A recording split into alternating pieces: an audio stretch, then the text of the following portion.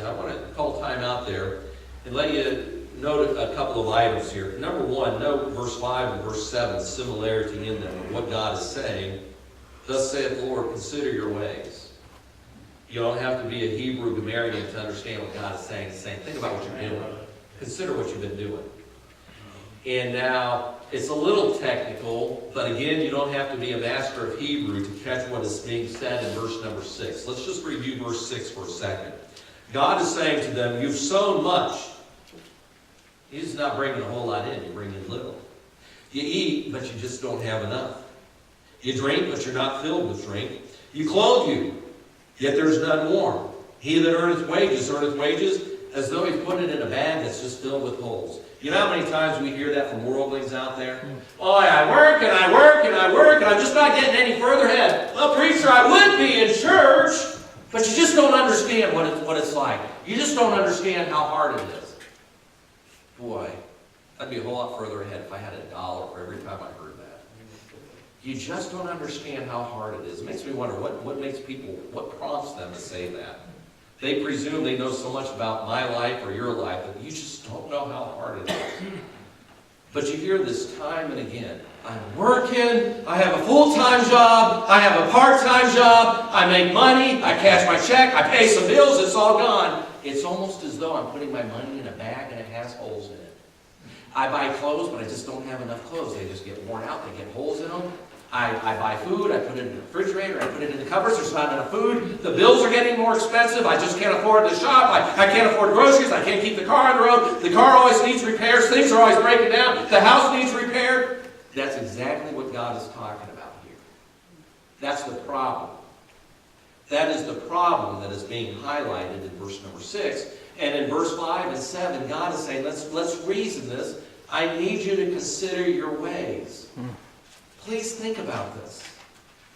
And as you and I stand on the door appearing to be pests, beseeching people to get their heart right with God and start living for the Lord, and they want to hurry us away and say, you just don't understand how hard it is, we're trying to help them find some peace and some contentment in their life. King Nebuchadnezzar went insane in Daniel chapter number 4. He needed to get his sanity back. And that's where a lot of people are at. They are just driving themselves crazy. They're like in a rut. And their wheels are spinning. They're treading on water and they're trying to keep their head above the water. And they're just not getting any further ahead. And I'll tell you what, this is a sermon in itself right here in Haggai chapter number 1. He presents the problem in verse 6. You keep trying and you keep trying and you keep trying. You're running in a rut and you're stuck and you cannot get out.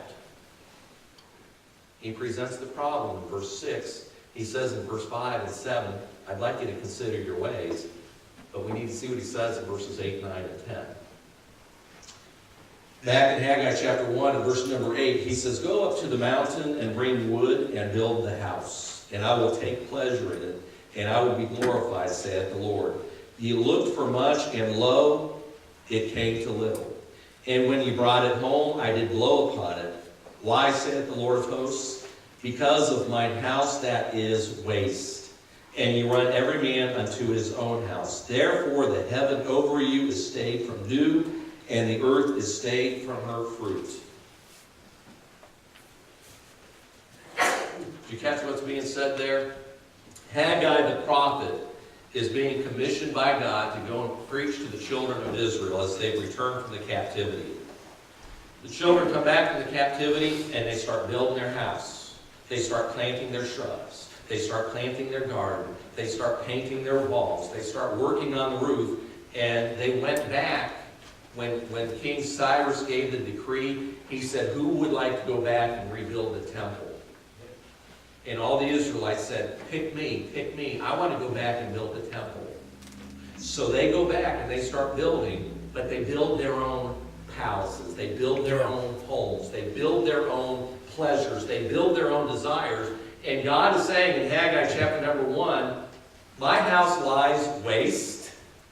My house lies empty. There's an empty spot on a pew looking for your body, but your house was more important than my house. And now you wonder why you put your money in a bag that has holes in it. You wonder why it seems as though I blow a blast on it, and everything you work so hard on just seems to vaporize, and you work week after week after week after week, treading upon that water, trying to get at least a little bit ahead, and you're not getting any further ahead, you're getting further behind. It's because you've abandoned my house. It's in plain, simple English. You don't know how much more plainer God can make it. He says, I'm happy to open up the heavens for you, but I can't be second place. I will not bless when people delegate me second place in their life. That's just plain nonsense. God says, if I'll not be a priority to you, I can't look down upon what you have and increase it and bless it. You're just going to continue to frustrate yourself. Again, what we see in this morning is that the personal concerns outweigh service to God. That's a sign of selfishness. And people say, oh, preacher, I've got to work hard and I've got to do this, and I'm busy with this and I'm consumed with that. While in their life, the house of God lies waste. It's of secondary importance. It just isn't a priority. And you and I try as much as we can to try to convey to them, well, if you want to see your lot in life turn around.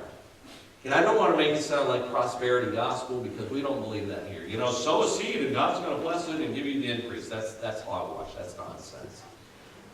He's not going to send a bunch of checks in your mailbox and suddenly you're going to be wealthy.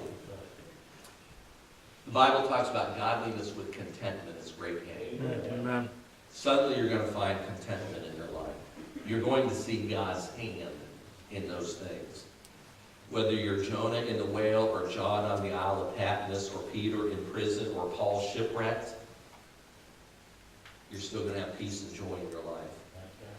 And I'll tell you what, I think all of us would rather be Peter in prison or Paul shipwrecked and still have the peace and joy that passes understanding than to sit in a nice sealed house and lack peace and be frustrated, not feel God's presence, not sense God's blessing in our life. You see, that's one of the key signs of selfishness that we're able to note, is that personal concerns outweigh service to God.